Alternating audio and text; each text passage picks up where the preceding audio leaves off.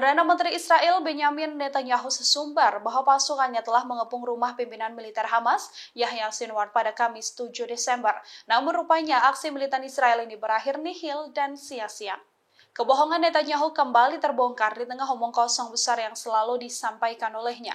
Netanyahu mengatakan bahwa kediaman Yahya menjadi target utama dari operasi pedang besi atau Operation Iron Sword di jalur Gaza, yang menegaskan bahwa pengepungan dilakukan pada malam hari. Meski sudah berkoar soal pengepungan tersebut, tentara Israel jelas tidak menemukan sasarannya.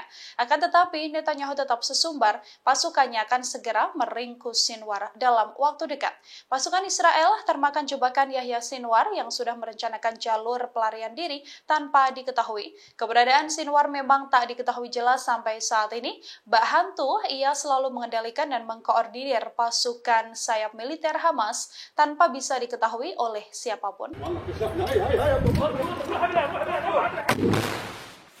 Pasukan Hamas dibantu oleh pasukan hantu dari kelompok Jihad Islam Palestina atau PIJ untuk memerangi pasukan Israel.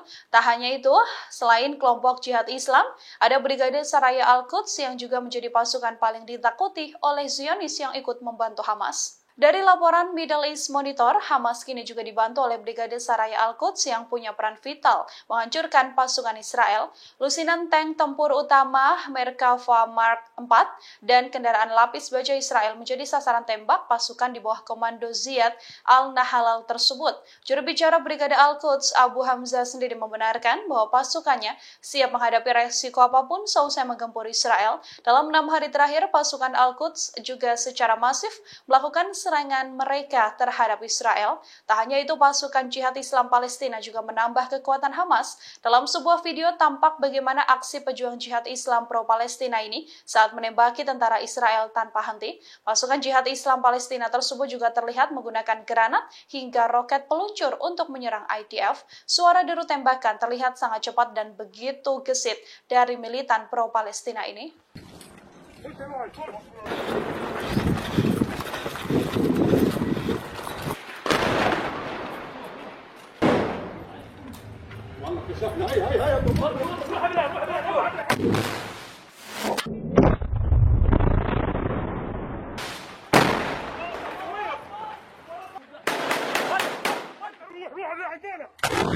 الله أكبر.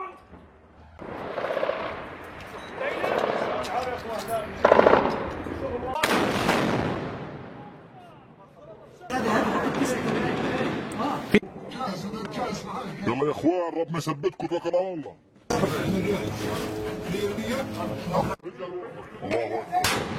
الله اكبر، الله اكبر.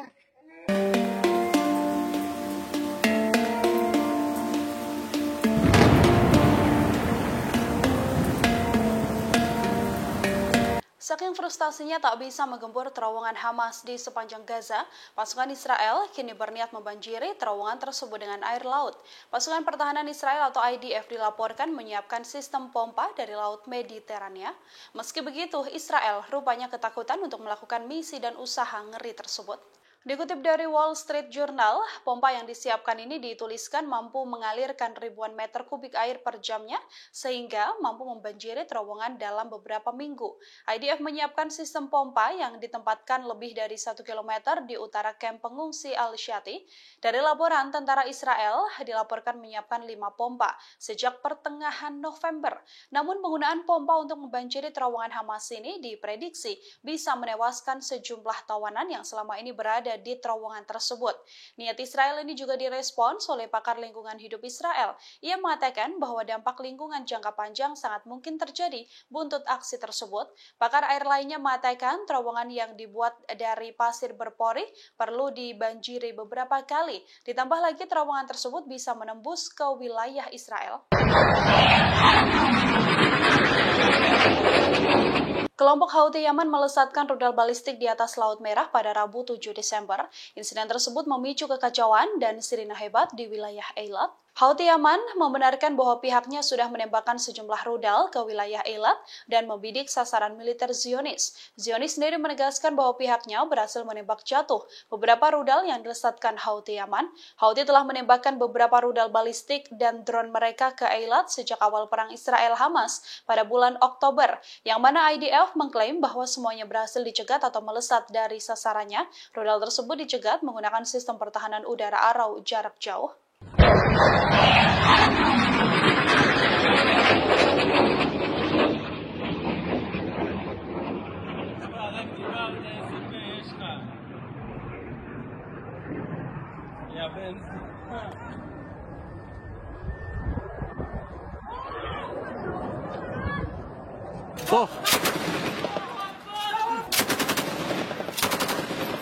Kelompok jihad Islam Palestina saat ini sudah mulai turun langsung ke jalur Gaza untuk kemudian membantu militan Hamas menyerang pasukan Israel.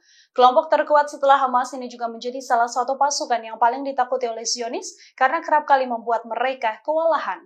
Kelompok jihad Islam juga merupakan kelompok terbesar kedua di Palestina. Dikutip dari Al Jazeera, Jihad Islam atau Palestinian Islamic Jihad atau PIJ berdiri pada tahun 1981.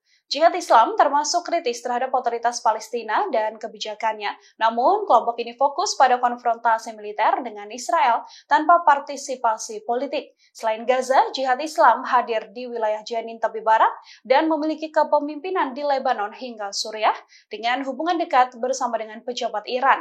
Jihad Islam punya fokus dan tujuan untuk menjaga dan mendirikan negara Islam di wilayah Palestina.